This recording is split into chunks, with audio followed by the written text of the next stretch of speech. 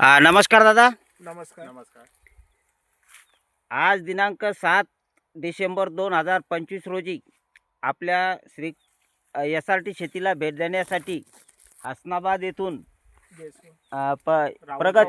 प्रगतशील शेतकरी आपण त्यांचा परिचय घेऊ. दादा, तुमचं सर्वप्रथम नाव सांगा. नमस्कार, माझं नाव राहुल शांतीलाल जयस्वाल. मी राहणार हसनाबादचा असून तालुका भोकरदन, जिल्हा जालना.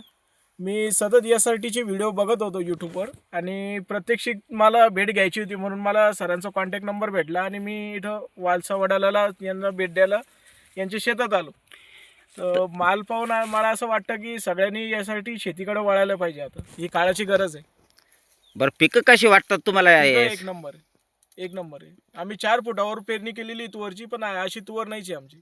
बरं, आता हे सध्या याची परिस्थिती डोक्याच्या पण वर आहे का नाही? डोक्याच्या पेक्षा एक हात वर उंच आहे मला. आणि आता आपलं हे 12 फुटाचं अंतर आहे.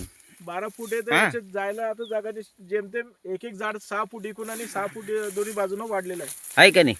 हो. आणि फुलांची संख्या तुम्ही बघू शकता, हो, आहे का नाही? किती क्वालिटी एकदम सुपर आहे माल. आहे का नाही? हो, आणि शेंगा पण तुम्ही बघू शकता, शेंगा पण भरलेले आहे. शेंगाचे दाणे पण चांगले मोठाले, हाय क्वालिटी मध्ये, आहे का नाही?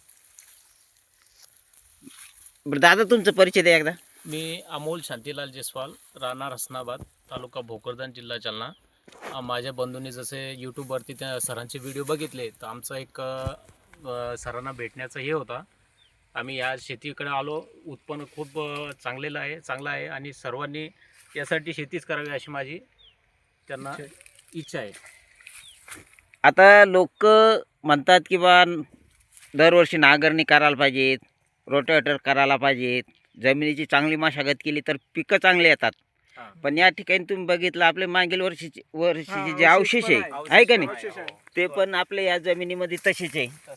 बरोबर आहे का नाही? त्याचे अवशेष सोयाबीनचे असेल, कपाशीचे असेल, आहे का आणि नाही? जमीन बी चांगली भुसभुशीत आहे. हे बघू शकता तुम्ही, एकदम जमीन एकदम भुसभुशीत जमीन आहे का नाही? हो.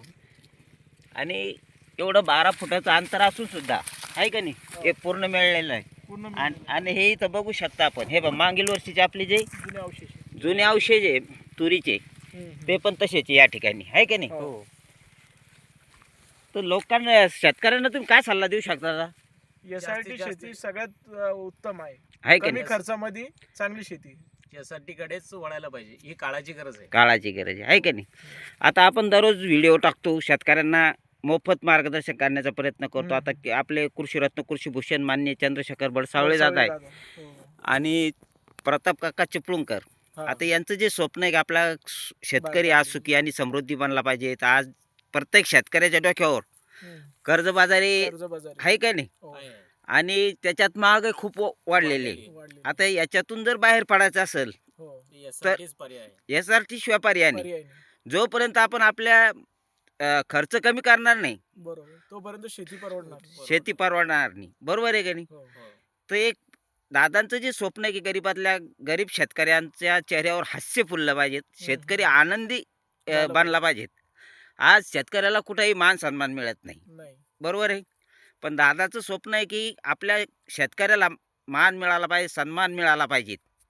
आणि तो मिळेल कुठून? जर आपण दादाच्या पावलावर पाऊल ठेवून जर चाललो, तरच आपल्याला हा मान सन्मान मिळणार आहे. हो. नाही तर आपण पारंपरिक पद्धतीने किती मेहनत केली, किती खर्च केला, तरी आपल्याला पाहिजे तसं उत्पादन येणार नाही, आहे का नाही? बरोबर. तर प्रत्येक शेतकऱ्यांनी या SRT पद्धतीचे अवलंबन करायला पाहिजे, आहे का नाही? हो. आता तुम्ही या ठिकाणी बघितली, आपली जमीन काही इतकी भारी आहे का? नाही. हा? खडकाळ जमीन आहे. खडकाळ एकदम खडकाळ जमीन असून सुद्धा आता इतका सुंदर प्रकारचा आपला हा प्लॉट आहे. तुरीचा प्लॉट या ठिकाणी भरलेला आहे का नाही? हो.